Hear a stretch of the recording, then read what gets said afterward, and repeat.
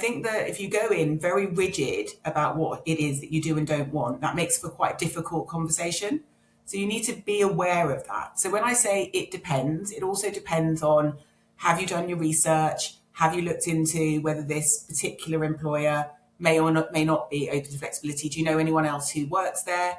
Have you checked culture? Have you looked at their LinkedIn? Do you get a feel or a vibe? What did it say on the job description? Were there any giveaways that would say that they are more open to flexibility? A lot of job descriptions that you see now will say we're open to having those conversations. That's a door opener. And therefore, that should be a green light for you to say, actually, I'm going to have that conversation. What's the wording? Is it sort of like we want you to hit the ground running?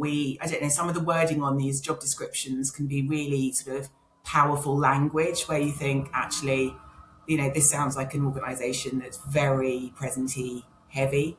And so look for language on job descriptions. But when you go in to have your first interview, ask exploratory questions. What's the typical work pattern? How do people work? What does that look like here? Ask questions that are going to get you a little bit further into understanding what that company dynamic looks like culturally in terms of flexible working. What is your flexible work policy? What's the culture like here? How do people work? You'll glean a lot from a first interview. You don't have to go in all guns a-blazing with, I want 3 days a week. You have to feel your way. And also, show your value first. Always show your value first before you show your hand. There is an argument to say flexibility should be negotiated at the end as part of a negotiation, and it can be.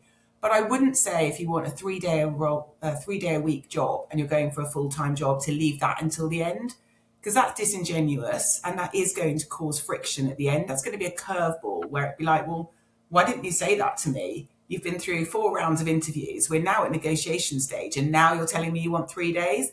That's not going to be a good thing. So you have to feel your way. You have to have those conversations.